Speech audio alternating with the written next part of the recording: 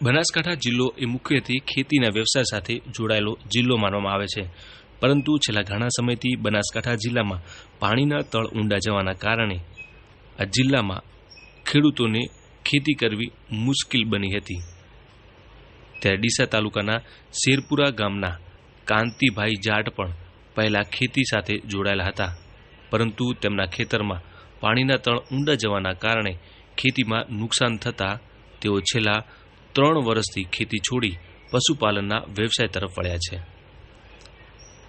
પશુપાલનનો વ્યવસાય શરૂ કર્યો ત્યારે માત્ર 10 પશુઓના વ્યવસાયથી ધીમે ધીમે પશુઓના દૂધમાંથી સારી આવક મેળવતા થયા અને અત્યારે તેમના પાસે 28 જેટલા નાના મોટા પશુઓ છે અને તેઓ દરરોજ 150 લીટર દૂધ ગામની ડેરીમાં ભરાવી મહિને 1.5 લાખ રૂપિયાની આવક મેળવી રહ્યા છે અને અન્ય પશુપાલકો માટે પ્રેરણારૂપ સાબિત બન્યા છે। મારું નામ જાટ કાંતિભાઈ છે। હું શેરપુરાનો છું, ડીસા તાલુકાના। મારા જોડે આ પશુ છે, 25 જેવા પશુ જેવા પાળું છું હું, અને આમાં દૂધનો બેનિફિટ સારો રહે। લગભગ વર્ષમાં હું 15-16 લાખનું દૂધ ભરાવું છું, એમાં 3 લાખ જેવો નફો પણ રહે છે। આમાં બધું નાના મોટા પશુઓનો ઉછેર પણ કરું છું, એમાં બેનિફિટ સારો રહે।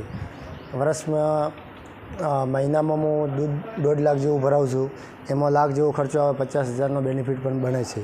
ઘાસચારો પણ વાયેલો છે ખેતરમાં। પછી ખેતીમાં પહેલાં અમે કરતા હતા, પણ ખેતીમાં શું છે કે કરીએ પણ સાઈડ બિઝનેસ થઈ ગયો, પશુપાલન મેન થઈ ગયું અમારે।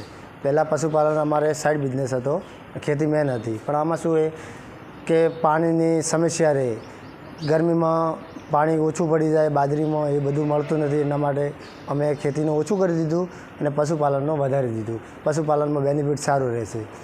હાલ શરૂઆત કરી એટલે 10-12 પશુ હતા અમારા જોડે।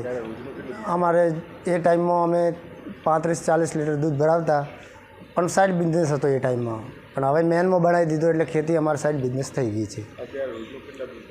અત્યારે રોજનો હું ટકનો ભરાવું છું 70-75 લીટર, અને દિવસનો થઈ જાય 150 લીટર જેવું।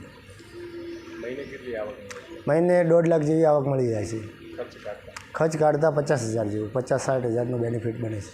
અન્ય પશુપાલકોને હું એવું કહું છું કે બનાસ ડેરી મતલબ એક સારી ડેરી છે અને દૂધ ભરાવો જરૂરી છે। દૂધ ભરાવો એમાં બેનિફિટ પણ સારો રહે એટલે કરવો જરૂરી એમ।